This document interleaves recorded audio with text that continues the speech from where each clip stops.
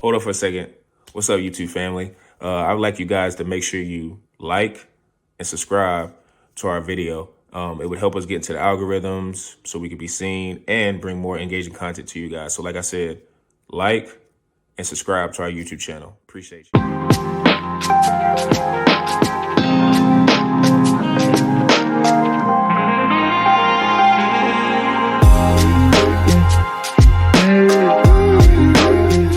Welcome to another edition of the Pick and Downs podcast. I'm your host, per usual, Sean Tyson, here with Zoo and Peeblers. How you guys doing?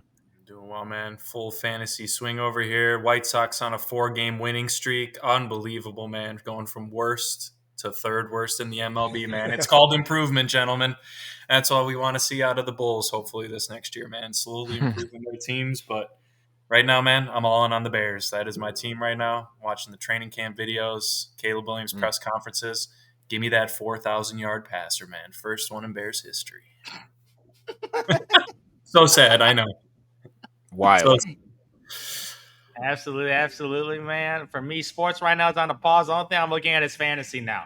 Only thing I'm looking at, everybody out baseball, whatever ball. I'm looking at football right now. I'm definitely looking at football. I'm looking at the yards projections, man. I'm looking at the rookies now because get a feel about all these rookies. There's always a couple of superstars that come up, especially the last couple of years. There's always been a couple league winners. So it's been good to look at some of the numbers right now. Got to regroup because last year, not going to lie, took a lot of L's last year. Took a lot of L's. It hurt last year. Back with the vengeance this year, man. Back with the vengeance. Love to hear it.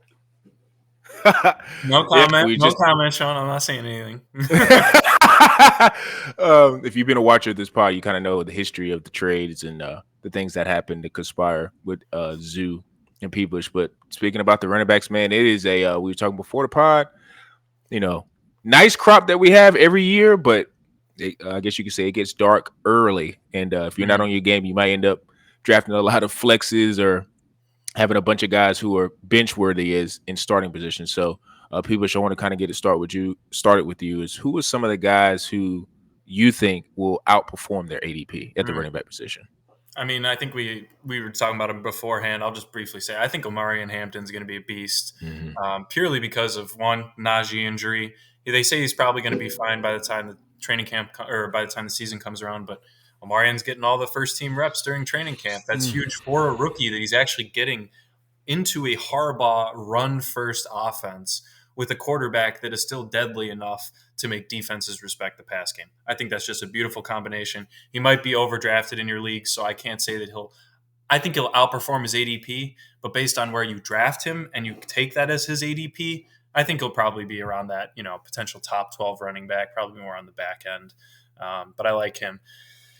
But, man, I got to go with the hometown guy, man. I got to go DeAndre Swift. I mean, look, he's going around 50 to 55 to 60 in most drafts. You're talking about him potentially going in round 5, round 6. And for me, I think the thing is it's all in your strategy. If you're going RB early and you can make DeAndre Swift your RB3, I think that might be one of the best RB3s that you could get in and around that. You're talking about the Tony Pollards are around him. I think Caleb Johnson, a good rookie who I do like, but he's apparently going to be severely splitting time with Jaylen Warren per reports. We won't know until we see some game action. But DeAndre Swift, man, his best season was with Ben Johnson. I think, I know he had a good year with the Eagles, but you're talking about yards per carry was with Ben Johnson, man. He knows how to use his running backs. I'm not comparing him to Jahmyr Gibbs on a talent level. Obviously, Jahmyr Gibbs is leagues beyond him. But you got to also take into account that the Bears, they immensely improved their interior offensive line. That is the thing that DeAndre Swift could not get going at all last year was running in between the tackles. The Bears had zero blocking, none at all. Well, they pretty much shored that up with 2 signings and a trade. Right, and they have an All-Pro. They have a Pro Bowl center, All-Pro being Joe Thuney, and then I like the Jonah Jackson signing, and I really like their tackles. They drafted Ozzie Trapillo, who's going to fight with Braxton Jones. They've improved to probably a top 10, top 11 offensive line, and that's only going to help guys like Swift. I don't want to hear the Kyle Monangai stuff. He's a 7th-round running back that was drafted by the Bears, man. He might have a little gadget guy here. Johnson. Roshan Johnson, he's the one to consider. But people have been talking more about Monangai than Roshan Johnson. Because Now, he's the I do new. like, you guys know I love me some Roshan, man. I had him in Dynasty. Unfortunately, I lose him this year, but he might take some of the goal line carries. But I'm just thinking more on DeAndre. So if you can have him in your flex, like Zoo and I are in our league, it's a double flex league. If one of those two spots can be DeAndre Swift, and then you pair him up with a nice maybe 7th round wide receiver, I'm totally fine with that. If you take 2 studs as your RB1 and RB2, I think he'll outperform his ADP. He's like RB22 right now. I could easily see him being top 17. Yeah. He's always outperformed his ADP. He could be top 15. 5 years in a row, he's outperformed his ADP quietly. Yeah, I do remember 2 years ago on the Eagles. That's when he was like, "Oh, this guy's got a little juice." But a lot of the offensive line, you saw when he gets a good offensive line, he could be a very productive running back. Because I don't think he's that good. I think he could be productive, but I don't think he's that. No, he's not a stud, but he's productive. Yeah. Okay. Maybe Ben Johnson. You got guys have an offensive guy now, right? And he runs good routes. He's supposed to be that coach. Okay. He runs good routes too, Zoo. Last year, he made some great catches with Caleb Williams last year. Yeah, as a pass catching back? Yeah. For sure. Yeah, but I'm not going to lie. You kind of tease my guy, Mr. Hampton. Because I'm telling you right now, as the rookie running back right now, I'm telling you, I wouldn't surprise him as the best rookie running back in the fantasy season. He's a beast. I know. I'm Mr. Jeanty, Mr. Boise State. This guy's consensus probably he's a top 10 pick, maybe 11 or 12. Jeanty's been going high. Yeah. Jeanty's value is built in. Like, this guy's they're projecting him to be a superstar. But I'm like, I'm not so sure relative to Hampton at his price right now. If you look at the situation, you mentioned the Harbaugh offense, his history with the 49ers, with the Frank Gore. Like, he guy's a big bruiser, just running in, right? And you saw what he did with J.K. Dobbins off of catastrophic injury, and he had a career season until he got injured. And you briefly mentioned Najee Harris. He's already injured. I'm scratching him off of my draft. No, Najee is gone. It's his time to ride now because you're using a first-round draft. You're using a first-round draft capital on this guy. So you may know the history of first-round draft picks. And if you look at this guy, he's built like a 3-down back. 6 foot, 200+ pounds, built like a monster truck, man. Kind of looks like a little Monty, David Montgomery, like the build, like the body-wise. He built like that. So he looks like he could withstand the brutality of the NFL season. So you cut that in a Harbaugh offense, and I think I'm projecting as a good offense with, I believe, a top 10 offensive line. Yep. Like, you got Slater and all. Like, you got some good linemen, left tackle, like the rookie or the previous rookie. Like, they got some linemen there, so they're in the trenches. So you got a situation with a coach that's going to prioritize you. You got the draft capital on you, so they're going to prioritize you too. You got a good offense. You got a good quarterback, good coach. Jesus Christ, like, this guy after this year, he might be a 2nd-round pick next year. I think Josh Jacobs-ish in my opinion. Yeah, he kind of looked like him too. Like, just in that situation where I think he's in a perfect situation for him because I don't think he's a guy that could thrive in any type of offense. Like, I'm not too much of a rookie expert from college, but if you look at his prototype and the situation he's in, like, if he doesn't have success, I don't know what happened. Like, he probably got injured. Because outside of injuries, like, you getting a young 22 rookie stud in this situation? Yeah, I see double-digit touchdowns easily for this guy. I just think people are going to overdraft him. I think that's the issue. But I don't think he's going to hit that 2nd rounder. Like, I feel like you get him in the 3rd round, 4th round. Would you take him over Kenneth Walker or Chase Brown? Chase Brown and that Cincy offense is kind of nice too. So that one I have to think a little because the Cincinnati offense is ridiculous with Joe Burrow, and they're going to have to score a lot. That gave me some pause. I'm still kind of leaning the rookie. Kind of leaning the rookie because of the prototype of his body. But I'm just looking at great offensive line, great quarterback, coach, draft capital. Like, everything's lining up for this guy to become the guy this year. If you look at Jeanty in that situation, I'm not taking that Raiders situation over that Chargers situation. I agree. So I'm telling you, that rookie running back, I'm taking this guy later, man, because this kind of low-key reminds me of the Brian Thomas Jr. last year, man. I just remember he went late though. Yeah, I know he went a little later, but it's kind of the similar situation. I'm like looking at, I know he got all the tools and stuff. I'm like, he going a little later than I thought because if he's late 3rd round, early 4th round. Ooh, that's some insane value for him. I'm with you if he's that. Value. He might go.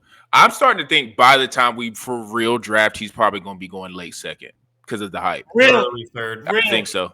Yeah, I think he Really? might go. He might go ahead of guys that like my sleeper, who I think is going to outperform my guy or outperform this guy is Chuba Hubbard. I think he'll go before him. And I think if you just look at Chuba Hubbard on the hoof, like looking at his stats, 1,100 yards, 10 TDs, and he had 43 catches, which I didn't even know he had that many catches because I just don't remember a lot of him catching out the backfield, considering, Carolina's a local team.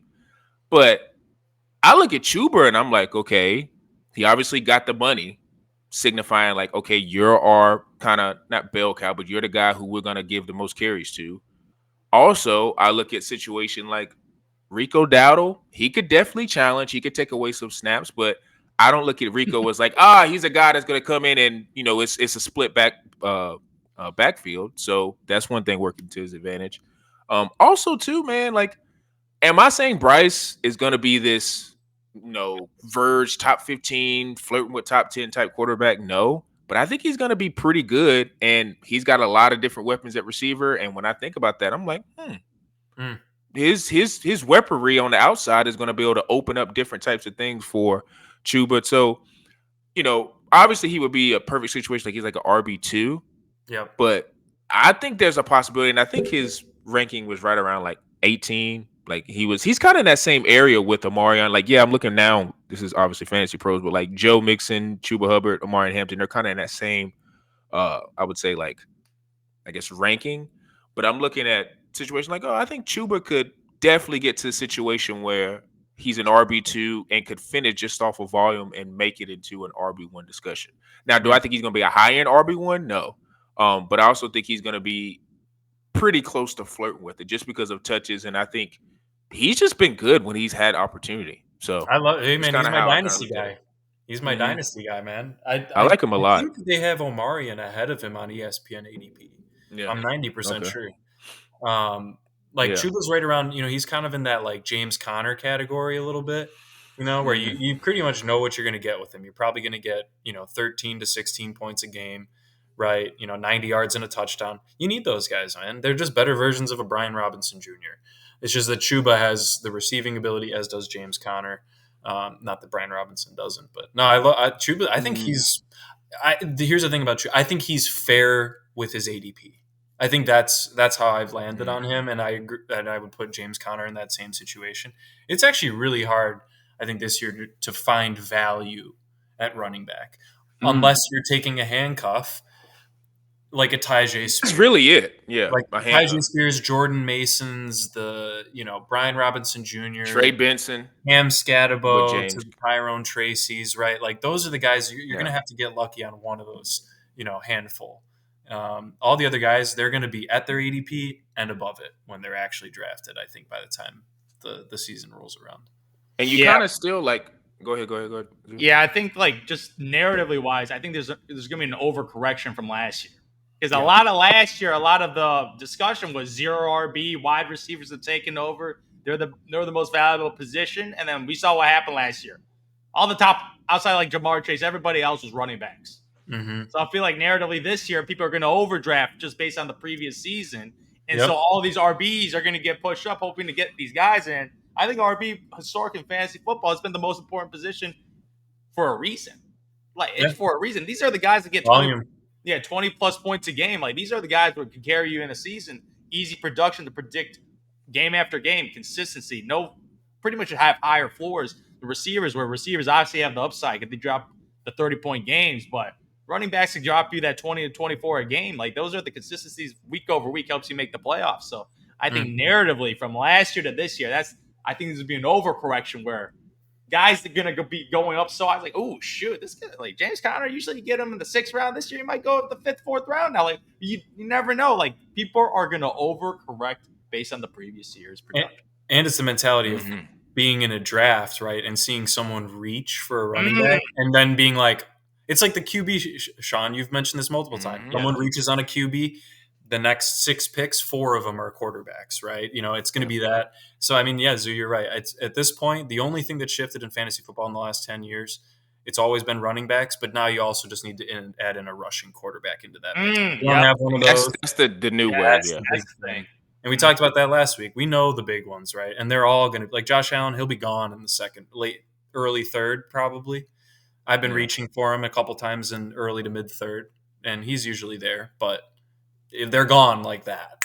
And Josh especially, dude, like and of course I've been doing 14. Like he's been getting reached every time, every 14 team. Now in the 10 team and 12 team, he's been going like beginning of third, late second, maybe, but in most he's been getting reached. Yep. Yeah. In some of those. So people, I think with Jalen's kind of he's falling, dropping down a little bit. It's not massive, but it's dropping down a little bit. But Josh is still getting reached. My point is he's being reached in any 14, 12, 10, he's getting reached on.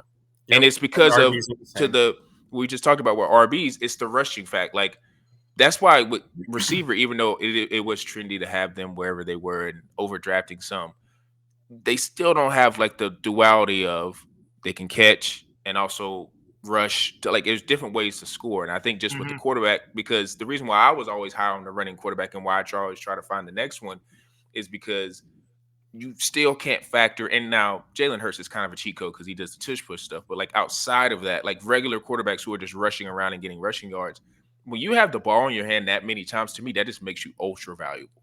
Like, especially if you can run. Because at any moment, depending on your athleticism, you can score from, like Josh can score from anywhere on the field. Lamar, I think, still can score from anywhere on the field. Like Jaden Daniels can kind of score from anywhere on the field. There's certain guys who, if they have that ability, you might need to reach on him because Justin Fields. It's just kind of Fields is another one. He can score from anywhere on the field. Probably the best at scoring from anywhere on the field. Don't worry, Zoo. That was both of our outperforming ADP. Yeah, that's all good, man. You guys took all the words right out of my mouth then. There you go. So, that's definitely a conversation and something that people look into for sure. But going on, speaking of like high class running backs, we just spoke with this guy, Ashton Jeanty. He's the bell cow and the guy that people were talking about going into the draft when he got drafted, his situation. And there's a lot of hype for him. Like I said, he's been getting, I wouldn't say overdrafted, but he's getting drafted really, really high. And on comparison, another guy, Devon Achane, who is kind of assuming the bell cow responsibilities with Miami and that explosive offense over there. So I just thought these two guys were interesting, mainly because their ADPs, to my surprise, were that close. So I kind of wanted to get the guys' opinions on, if you're, I don't know where you'd be drafting at, but if you have the ability to draft both of them, who would you draft, Achane or Jeanty? And Zoo, I'll let you go ahead and attack this one first. Because this is in those situations that's a real world example if you go late. Yep. If you get that 10-11 turn, 9-12 turn, like this is where you can't be missing up these two picks right now because you might have the opportunity to get both of them. So which would be insane. Yeah. So pretty much you can go for, and they're both in that prototype. These are young running backs in offenses where I got some question marks. That's all I got to see. I got some question marks right now.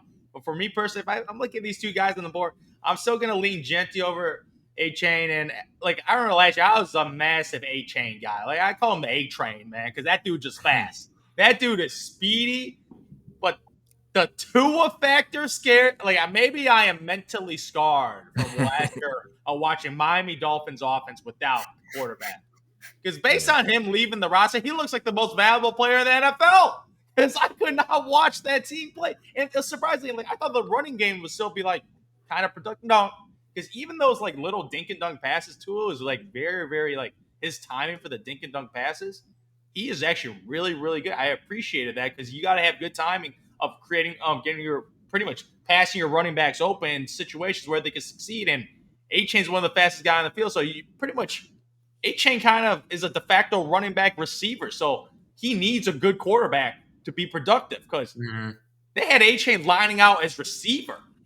Like even the way he looks, he kind of does look like a receiver because he's a smaller body, smaller frame, and everything. Like his helmet makes him look like a little baby out there because he wears the little protective helmet. Yeah. So like Achane's a very interesting.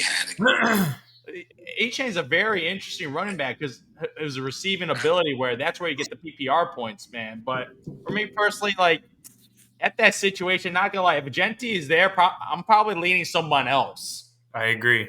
That's the thing. I would probably be leaning someone else. I'm CMC. CMC is on my. You can have them. Yeah, You can have them. CMC's on my do not draft list in the first round. In the first Facts. round is my do my. Yeah. Like if I get CMC second round, if he gets injured first round, I might. That is still salvageable. That is salvageable as a second round. But first round, I'm out on that. But if I see like a sun god there, if I see a sun god, if I see a King Henry, Oh, he'll be there. I'm taking those two guys over. You're reaching on Henry. Yeah, I'll take JT. Yep, I'm taking King Jonathan Henry Taylor? over I'm taking Jonathan Taylor over King Henry. Henry? All of them. Yeah. Interesting. Nah, I got King Jeanty, Henry. McCaffrey, and Henry. I got that quarterback situation also scares me. Exactly, and he still put up 1,400 Yeah. and 8 touchdowns last year. He was very productive. But I'm It's taking King insane. Henry. I'm taking a guy who has ability to get 30 points in a game, and his floor is ridiculous. Yeah. Because of his rushing touchdown. You could get both. You could just Yeah. reach Come on up with both of those. Derrick Henry. Derrick and Henry. JT. Yeah. You could, if you had a turn pick, you could just go with both of those. You could just go double RBs just to solidify that position because after that, the Yep. 30s plus, like, there's going to probably be Well, if a little drop off. If we're involving JT and Derrick Henry, well then, yeah, I would pick one of those two and then one of these two guys. I wouldn't double draft you those go guys if we're upside. including those. Yeah, I wouldn't just. If Mhm. all those guys on the board, I'm picking one of JT Henry and then one of Achane or Jeanty because I just want an You're taking upside Jeanty's, versus yeah? a proven. Yeah, but I think, for me, like, Achane as a second round pick, I'm like, okay, that's interesting. As an RB, because you making your RB2 or your RB1, like, he's pretty versatile. You go receiver, Achane, or go double up. Because even in that situation, I probably go double up just because I'm just a little nervous at the Tua factor because who knows? Like, who really knows? Which This is guy's been catastrophically legitimate, injured for multiple seasons now. It's not just 1 year. It's multiple years. And Zoo, you made a point. You're like, even when Tua was out, you thought they were going to use the running game more. It was going to be productive. I didn't know that they actually had the second worst rated offensive line in the league. Yeah. The Raiders are 20th out of 32, right? So bottom third-ish, right? So, you take that out because that's how I was thinking about it. I was like, all right, the both offenses, right? Let's just say they're both completely healthy. Now, you're pretty much saying that you believe in, like, Geno Smith over Tua. I'm not mad I at don't like I'm not Geno. mad at that. I'm just asking. 'Cause I know I'm not. I've told you, I'm not a Geno guy. I know, but I think that Geno stays pretty healthy. That's the thing. He does stay healthy. He stays good healthy, enough. and he does have some passing yards. He is a middling quarterback. While I agree. Tua, Yeah. if he's out, it's an abomination in Miami. The offense, creativity in the offense, I feel like defenses have caught up to that type of offense. Yeah, I mean, who knows? Darren Waller might eat into Achane's receiving, man. Who knows? But on this one, this is a coin flip for me, honestly, straight up, because you have the uncertainty of Tua, but you have the uncertainty of Jeanty. He's a rookie. Like, it is possible that he ends up being more of a third round running back or a second round running back than being a top 10 pick. I got a question. For you. Yeah. Do you think he has a more? You got only two choices right here. Do you have him better odds of being the next Saquon Barkley, or better odds of being the next CEH? Who's CEH? Clyde Edwards. Clyde Edwards-Helaire. The last time I remember a stud or first round running back. Clyde Edwards. Saquon. Clyde. So that's the question right there. That's the question right Clyde there. Edwards-Helaire didn't have. Y'all know how I know Jeanty's a small back, but he's got giddy up. Clyde Edwards-Helaire was just short and not fast, and you know how it's like JK rule. Like, yeah, they're good runners, but I don't like guys who are 5'8", 5'9", and they run like a 4'5", 4'6". Like, you need to be explosive at that. And he is explosive. Yeah. Jeanty is super explosive. He's an inch shorter than Achane, funny enough. But he's got cool. 25 pounds on him. Yeah. Right. So to your point too about Amari and Hampton, he's built for the NFL season. Jeanty is more built for the NFL season than Achane. But Achane played all 17 games last year. Mm-hmm. So I mean, it's not like he's maybe it's the helmet, man. Achane's not small either. Like, I've seen he's like big, 190. 5'8", 190. Like, for that height, that's a good size, right? And but for me, I think it's just the upside of the two teams. I'm taking Achane, man, because if that offense ends up start clicking, And you got to remember, you put Darren Waller in there, taking out one of the top targeted dudes on the team in Jonnu Smith and trading him away It to was Pickett. very productive. Very productive. You're opening up another one. I know some people are high on Waddle this year. Some people think Tyreek's going to have a bounce back year. Who's the one that is arguably the most consistent? It's been Devon Achane. So I'm going to lean him. To your guys, both your point. If I'm doing it and I have the 10th pick in the draft, I'm passing on Amon-Ra and I'm passing on Malik Neighbors. I'm taking Achane and then I'm taking Henry on that turn. So Henry or JT, just depending on how people are drafting. McCaffrey is especially one that could be falling back, right? Yep. Some people might pass on those two wide receivers I just mentioned too and reach for a King Henry or a JT. Nico Collins also in that conversation as well. So the way it plays out, it's going to be very interesting, but I'm going to lean Achane here. I just think when that offense is clicking, it's at a much higher caliber than I think the Raiders could reach, even with Brock Bowers. And I love me some Jacoby Myers too, but I just think their ceiling is a little bit lower. I'm with you. I'm gonna go Achane. I can hear the arguments with Jeanty just because you got to remember Pete Carroll's back and how we were just talking about with Harbaugh and Amari and Hampton. I do think Carroll's going to kind of look at this situation as, oh, I have a fresh out of college back. Let's give him 25 to 30 carries. Like I could see that being like his version of how he had Marshawn, just keep feeding the beast unless you're on the goal line and you have Russell Wilson and it's the Super Bowl and you do a slant play. But like they kind of really did feed into Marshawn being their bell cow. So I could see a possible role like that with Jeanty. So I'm not mad at that. But to your point, Peebush, like Jonnu Smith being gone, I feel like that's more targets for Achane. I think saw the stat, and I think I wrote it down where even without Tua, he was averaging 17.6, which is pretty good. Like that's like RB2 kind of territory, and 22.6 with Tua. So to me, that 22.6, do I think that's repeatable this year? No, because I do think the passing game is going to, if Tua is healthy, of course, I think the passing game is going to kind of take over with Waddle and Tyreek. I think they're going to bounce back. But I do think it's a possibility that he becomes more targeted on like swing routes, shots at the backfield, even being split out, little screen type plays and stuff. I think he's just going to be more of a target share because it's not to say Jeanty can't catch the ball, but I don't think that's like his super strength.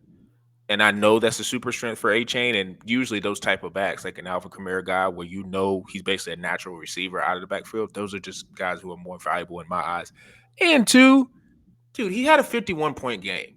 Do I think that is repeatable? No. But to know you've done that before, that's just going to make me lean your way because that means you got it in you. It's like the guy who went out and scored 60 in a game. It's like, well, he averages 18. Yeah, but he scored 60 in a game. So that means at any point he could go off. Yeah. He could go off. So it's like I look at Achane, it's like, he has the ability with his catching ability and his running ability. He could be a bell cow. And to your point, he didn't get injured, which is impressive with him being 5'9", 195, whatever he is. So am I like this Mike McDaniel truther? No. But I do think he knows offense, and I think Achane's going to be able to produce. So it's really close. I mean, both are RB1s. Now, to you guys' point, yeah, if Jeanty, Achane, Henry, JT's there, I'm going to definitely draft Achane, but it's going to be a hard process, and I'm going to have to sit there and take the 30-second allotment or whatever allotment you get and really decide between Derrick Henry and JT because that's, you really can't go wrong with either. I mean, I probably would pick JT, but like I said, remember, Derrick McCaffrey Henry, will probably fall to that discussion as well. Yeah. So if you get Achane, I think somebody's going to reach on him, though. I think somebody reaches on McCaffrey and McCaffrey falls to the turn. Somebody, but the thing is, I'm not dealing with. I'm with you. I'm not touching him in the first round, and I don't know where I'd be picking in the second. But like, it better not be a bona fide superstar there, because if it is, I'm taking him over McCaffrey. I don't like. We know this for running backs, man. When they get older, Christian McCaffrey. I mean, I would take Christian, but it's just like I would think about it though. I would think about it because AJ is a bona fide number one, and Jalen loves AJ. So like. It's just weird with running back because I know guys get injured and they can bounce back, but it's CMC is the guy he's missed multiple seasons, even when he was healthy. Yeah, like I remember when he first started his career, 16 games. This guy was indestructible, and then he had back-to-back seasons of just missing games. Like, where's his ADP? Yeah, like his ADP is around the 8th pick right now. So Yeah. he's at late first round. So like I'm not gonna take him, but I feel like if you take him, he might take a swing at it. Because if he's healthy, he's awesome. But and that's the thing is, I think he smartly played it safe last year because that calf injury. We just watched it in the NBA. All those dudes had some calf issues, and they end up tearing their Achilles. Kevin Durant literally said the same thing. He's like, my calf muscle is just so much less strong on my Achilles side because I didn't do anything on it for 4 months. Well, McCaffrey was just slowly kind of just keeping it warm, right? He never fully tore anything. Look, I'm not saying reach on him if you have the 6th, 7th, 8th pick even, but if he's falling to mid-second, you better. Oh yeah, if he's mid-second, you take the wild card. Because you should have taken an RB first. Like if you're taking McCaffrey second, you should at least, to Zoo's point earlier, have a backup plan. And if you take Christian McCaffrey, handcuff him. Yeah, Garendo. Please handcuff him because last year, if you didn't handcuff him, shame on you because everybody knew who the handcuff was, aka Jordan Mason, and he was awesome. And then Garendo. Awesome. You could have advanced in the playoffs just because of that one guy. Because like everybody knew he was the definitive backup, and he was surprisingly very, very good. Like he was a very productive player, and he was putting up RB1 numbers. So if you're gonna take McCaffrey, reach on his handcuff. I think it's Garendo or whoever it is. The situation like plays out. You can get him in like the 12th round. You're not missing that much. Whatever his ADP is, reach around, reach 2 rounds maybe if you have McCaffrey, because this is buying insurance on that 49ers running back position. Because if he's out for a decent amount of games, you're kind of screwed. Well, if you can do that, Zoo, then why not take McCaffrey?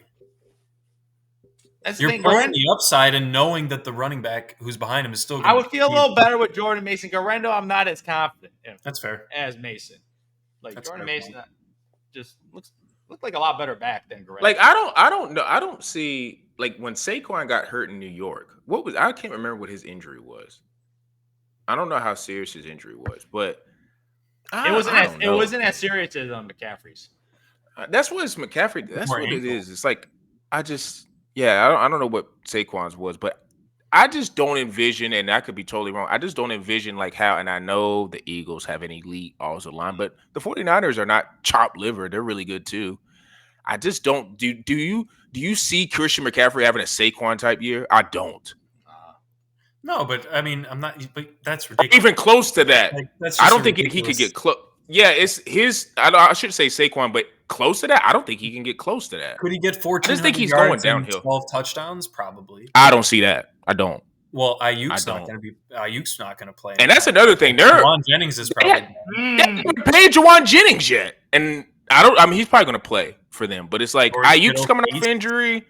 Like Brock Purdy's better. Like and then I know I'm not trying to get into a Brock Purdy debate, but he's going to have to carry to make CMC be good. Like he got to show up because if he's not, they're going to key in on Saquon, or not Saquon, but Christian, and that's the lights out. So I don't know. I think to your point, I'm not drafting him if I'm just say, oh, I see him in the middle of the 2nd round. I'm not going to draft him. Yes, of course, because of the upside, but I'm not reaching. And I anticipate just of people, at least I play with, they're going to reach on him because of just the name. It's the same thing people were doing. You think people are going to take him in the top 5? And even with the mocks, people have been reaching on him with the mocks. Like there's been times, like if I go back to that ADP list, like I've seen people, for instance, him and Achane are right beside each other. I've seen people reach over, like people take McCaffrey over those Achane and Jeanty, and I don't think that's smart. That's how ESPN has it. But I think that's name too. But I don't know. Yeah, middle of the 2nd round, like Zeus said, that's where I'd be comfortable taking him. But if it's like a turn or whatever, like I don't know. But obviously, McCaffrey doesn't. He's not going to be in this next conversation about fading guys. That's for sure. He's not a fade candidate. No, he's not a fade candidate. But who are some of the guys that you guys are fading in the running back room? And people, you can go ahead and handle this one. Couple right here, man. And it's all got to do with Zoo's favorite term in sports, man. Regression to the mean. Josh Jacobs and James Cook. I'm not saying they're bad players. I think they will be quality fantasy starters, man. But you're talking about 18 touchdowns and 16 touchdowns, respectively, from these two dudes. Now, James Cook, you could argue he's actually fallen in a decent amount of mock drafts, even into like the late 3rd round. I've seen him fall to. If you want to take James Cook there, I think that's fine. But if he's going early third or at the second turn, end of the second, very early third, I think you go with. I honestly, if I'm in that situation, boys, I'm reaching and taking Josh Allen by far. If you give me Kyron Williams, James Cook. The only one that I would consider is if Drake London's there. I know we'll talk wide receivers next week, but like there's a couple guys, and then it gets into this really ugly, like Trey McBride, Joe Mixon, the kind of that hosh posh. And I'm reaching on Josh Allen. So James Cook, man, great player. You're solid, man. And he is in a contract year, so that would be an interesting thing to watch. But same thing with Josh Jacobs. They drafted Matthew Golden. I think they're trying to shift to Jordan Love, bit more pass first offense. Not run Josh Jacobs into the ground, because if they want to make a playoff push, he has to be healthy enough to actually give them quality running attack if they were to make the playoffs in a very tough division. But I think he was the entire team. He's the only reason they stayed above 500 last year was Josh Jacobs. He carried that franchise. Jordan Love injured, being a bum here and there. You got wide receivers dropping balls. Christian Watson staying injured yet again. I think they're shifting a little bit more to let's see if we can trust Jordan, and if not, we know we still have Josh Jacobs in our back pocket. I just don't think he reached 16 touchdowns again. And you could say, hey man, he might get 12. That's a great season. Sure, I agree with you, but you're picking him at 19. I don't know about that.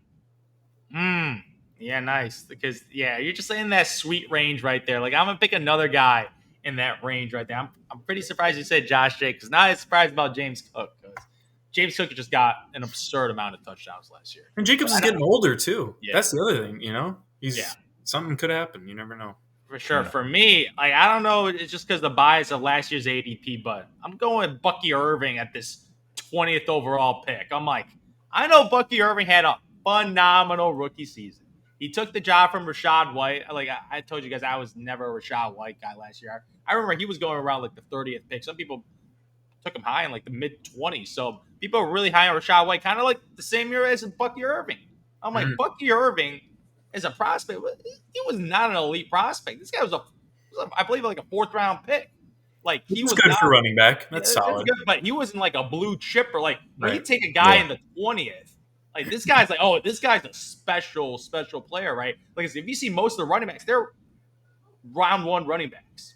Yeah. These are guys these are historically like great running backs when you're a top 20 pick in fantasy football. Very true. And you got Bucky Irving in there after 1 year where he was awesome. But I'm just saying, this whole thing with the Buccaneers, they just had an awesome offensive year. Like Baker Mayfield had one of the greatest seasons of his career.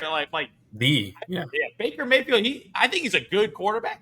I don't think he was that good compared to last year. So I think, as you mentioned, regression to the mean for the Bake Show. Like Bake Show last year was just playing out of his mind. Like he was awesome. He was running the ball. He was moving the chains. So their offense was actually giving them lots of red zone opportunities to score the football. And Bucky Irving obviously took advantage. But I feel like White is still there too though. Yeah, I agree. White is still on the roster. And I kind of just had these guys. They're both like middling, like solid running backs. They can both catch the football. They're not like true like 3-down backs.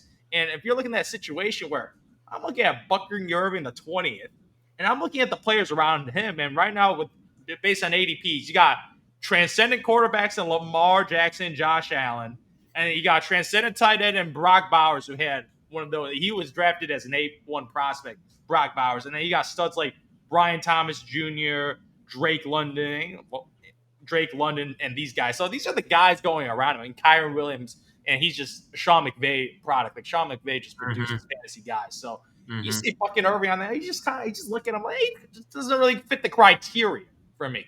Because if you got Bucky Irving as your 2021 pick, that's your second pick, I'm gonna have some question marks about your team right there. Because I think he's a good player. I'm not gonna say he's a great player. I think he's a good, solid player.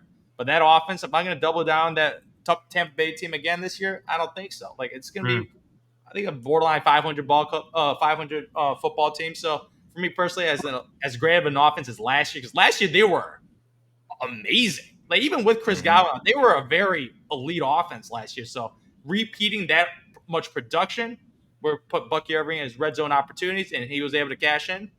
I don't believe so. I'm not going to bet that for the Tampa Bay Buccaneers offense this year. I will say, if you have the first overall pick in the draft and you take Bijan over Jamar, Let's just say. Yeah. And at the 2-3 turn, you're taking Bucky Irving and Drake London. I'm not mad at that. Because you know you have Bijan Robinson. Like if you take Bucky Irving as your RB2, which that's the only totally situation fine for that me, you can get him, is if you have a 101, right? You take Bijan or you take Gibbs or Saquon, whichever one you want to take over the 2 top wide receivers. You could take Bucky as your RB2, and I'm not mad at that. But I think it's the people that are taking like wide receiver early, and then they're taking Bucky Irving 2. As like your RB1. As your RB1? I don't know about that. And so I mean, it's once again situational, depends on your pick. But I think if you can make him your RB2, he's quality, but he will still not reach, I think, the heights that he had last year. I agree with you, Zoo. But I still think he'd be productive for your team as an RB2. Yeah, but at the 20th pick, that's asking for 1,300 yards and like 12 touchdowns, man. That's what it's asking for. At the 20th, like you're a first 2-round pick guy. So that's your ADP right there. That's your ADP right there. There's no, you're a late pick, you're a cute pick, you're a waiver pick, and he was producing. Now you're a blue chipper if you're going that early. Mm-hmm. I'm not going to bet my money on that for sure. Yeah. So I will based on his ADP, 0 shares for me this year. I think you said this a couple weeks ago, Zoo, so that's why I left him to you, because he's third on my list after James Cook, Josh Jacobs, and then Bucky. Yeah. Fading him. Yeah, Bucky's definitely getting drafted higher. I mean, for me, I'm kind of off Aaron Jones, like, because he's in that same range with Amari and Hampton. And like, I was just looking at, I just hit my mic, but I was just looking at guys like the ADP around there. To Zoo's point, I'd way rather have Amari and Hampton, way rather have Chuba Hubbard. Listen, I've been wrong about James Conner so much that it's like I would have to take him over Aaron Jones. I definitely want David Montgomery, DeAndre Swift. We just talked about RJ Harvey before the pod. Like, he has the potential to be the RB1 in Denver. And then you're getting into the range of like, I think I'd probably take Aaron over JK. But even still, like Travion Henderson, I might almost want to take a shot. Like, if I'm getting Aaron Jones as like an RB2 or flex, like I would rather have Travion. And then you get a Tony Pollard. I mean, even Isaiah Pacheco, like, I know he's going to get the volume. He's going to get the volume. And I know he's coming off injury, but I think he's really going to get volume considering, like, okay, you got Hollywood Brown coming back. You got Xavier Worthy. I'm not buying the hype on Xavier Worthy yet. I like Hollywood Brown. But Patrick, I think in them first couple of games where Rasheed is not there, he's going to be leaning on the running game. And they kind of already have done that in Kansas City. Like, Patrick Mahomes ain't really been the guy where it's like, oh, he's throwing for 4,000 yards, 40 touchdowns. Like, he's not really doing that anymore. So I'd rather have them. So just going after all those guys, I think that's a reason why I would kind of maybe cool it on Aaron Jones, because he kind of feels like an RB3. And, two, we just talked about Jordan Mason. Like, I don't think last year what he did was a fluke. No. And I think Minnesota got him. It's like, oh, we're going to use this as like, hey, you're going to come in and spell Aaron Jones, And I think they're going to also rely more on a 2-back system with J.J. McCarthy kind of at least starting out because he's brand new. But, yeah, I'm just not cool on Aaron Jones. Not really thinking he's going to be a guy who's going to like, oh, he's a top 15. I think last year he finished in the top 16, 15, but I don't think he's like going to be in that range again. Save me. And I'm staying the hell away from the Titans backfield. I don't know who's going to start and who's going to do what. I don't know. I'm fine because taking Tajay. Just like you don't take Tony Pollard, but you take Tajay for your bench. But like Taj and Tony, it's like I don't know who they like want to be RB1. I know Tony's gonna probably start, but like it was so much hype with Taj last year. Like, oh, they drafted him because he's got the bell cow type fit and all that, and it was kind of just a mixed match of running back. So I just don't know who's gonna take over there. So I just wouldn't even.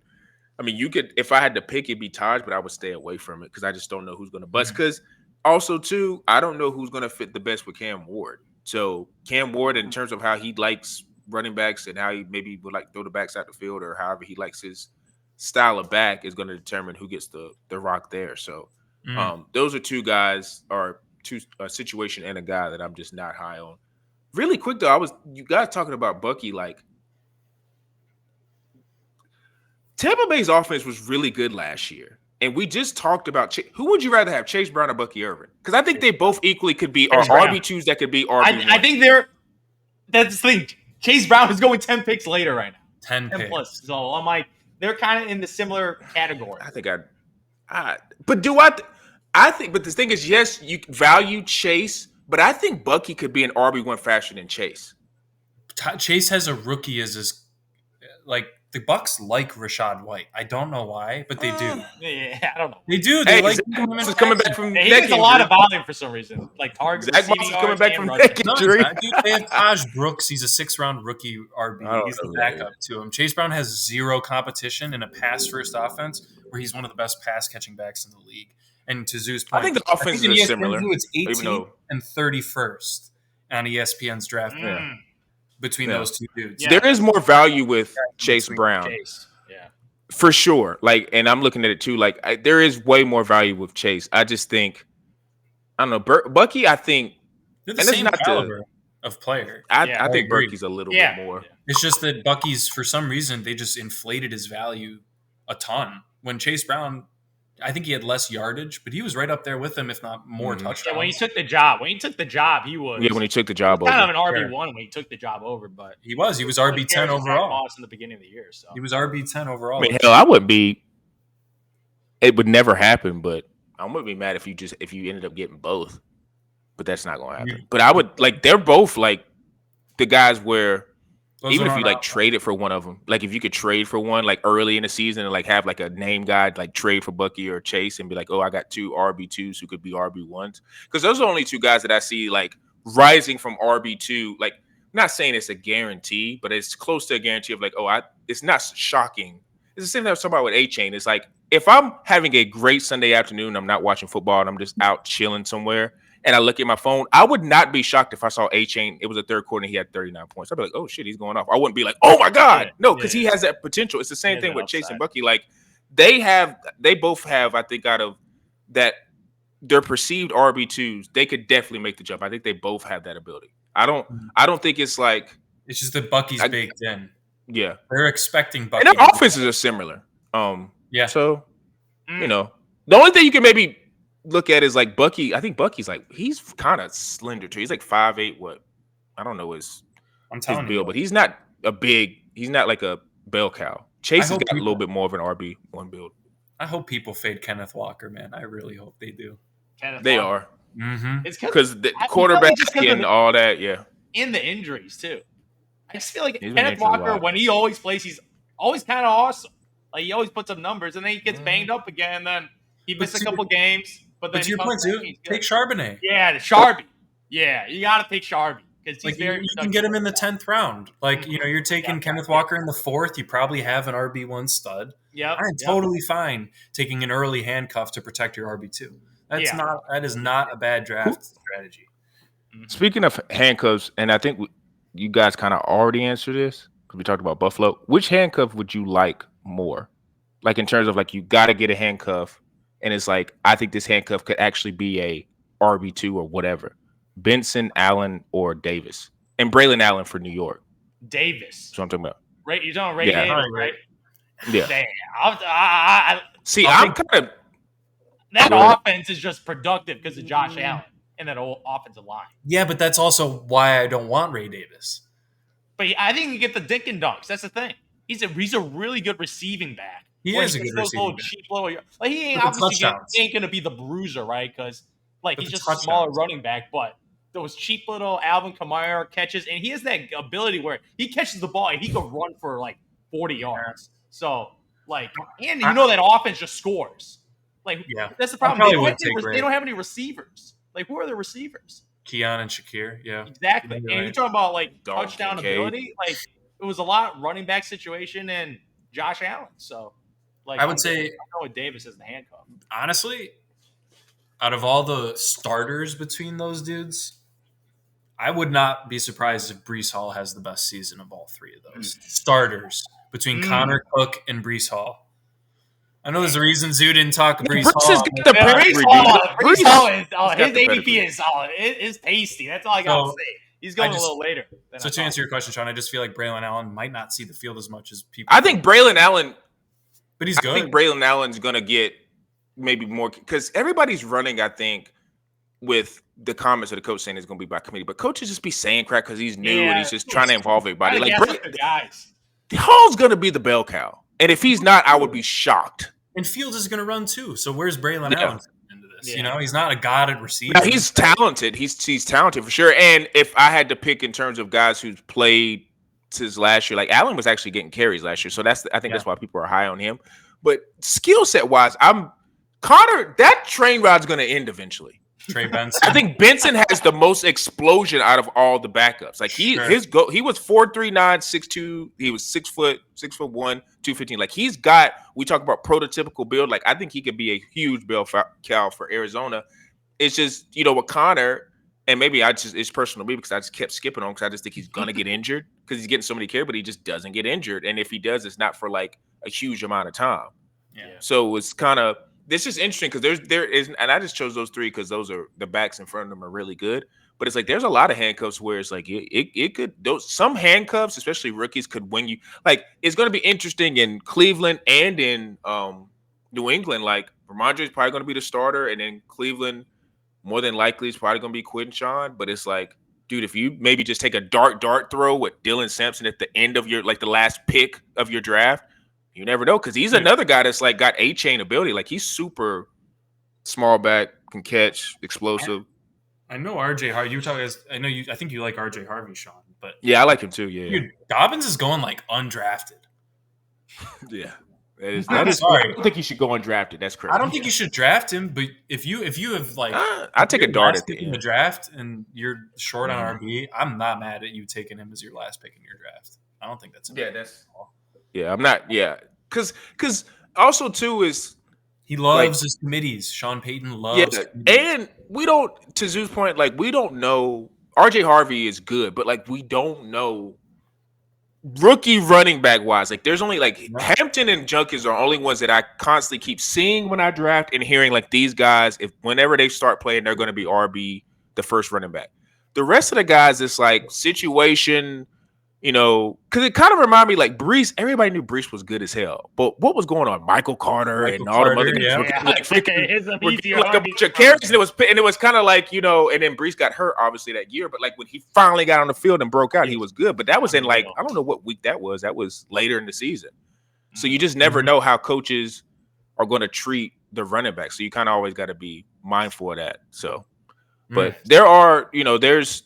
I feel like with all these running backs, there's a lot of potential, and there's a lot of guys that can fall flat. So I don't know. It's gonna be a tough RB draft. I'm looking at the 30s and 40s, man. There's a lot of names there. I'm like, this is really, really hard decision. As you mentioned, Brees Hall in the 4th round. Brees Hall, Amari, and Hampton. Yeah, I'm looking at. That is if you got that. No, they're like right around each other. So yeah, you're talking about their ADP. They're ADPs around each other, and I feel like both guys have really high upside. So you don't think there's a possibility? Because I think Hampton's going to go second. I think he's going to go second. I don't know about that. Second round. I think I'm maybe thinking like I think in 12 and up, 12 and up leads. I think he could go late second. Because late second would be a 10 spot reach. Late second in a 14 team. Let me ask you, 10 spot reach. If you're looking. Okay, if I'm going back to these ADPs, and I promise if you're watching, when you eventually watch this, we're going to end this. But like, just looking at where like Hampton, like I just talked about Chuba. I probably would feel more comfortable with Chuba, but like Kenneth Walker injury, like Alvin Kamara's another guy. Like love him to death, and he's probably going to be consistent. But like the quarterback situation sucks, and he's 30. I would rather have Omarion Hampton than James Cook. Definitely would rather have him than Brees Hall. Now, Chase Brown, it's going to be hard for me to not want to pick Chase Brown. And then once you get like Jonathan Taylor, but even a guy like Kyron Williams, like he's obviously a bell cow. But like, Sean McVay acts weird with his running backs. Like if he has 1 or 2 bad weeks, he just likes to go to another guy. He does that. So like it's a little. I feel Kyron is a guy, but like he's a little volatile in that. John Harbaugh, I know for a fact he is. Ride him. Once Marion gets seated in there, it's gonna 20, 25, 30. Like that's what he wants to do because obviously he has Justin Herbert, but like that's not his style. He likes to run the football.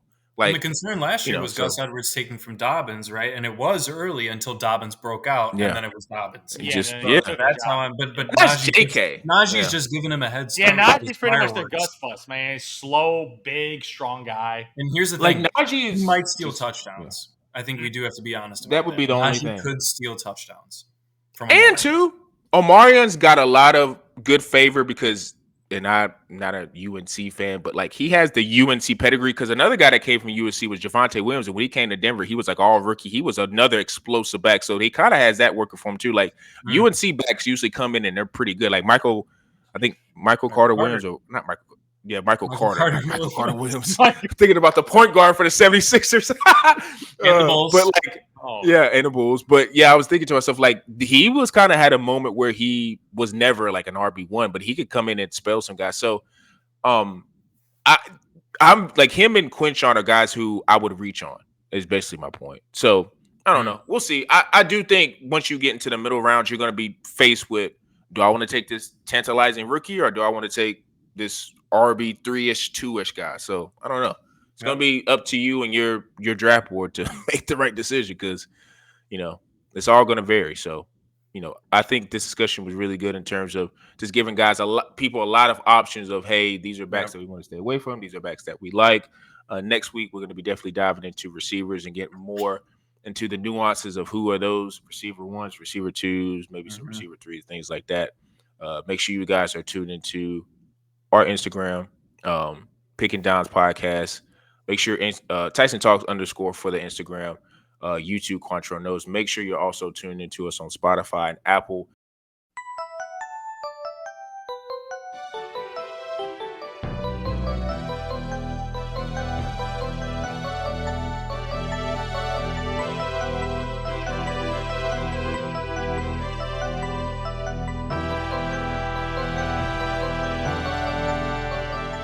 Said I'm posting on Apple and Spotify, so make sure you guys are giving us a thumbs up, 5-star review.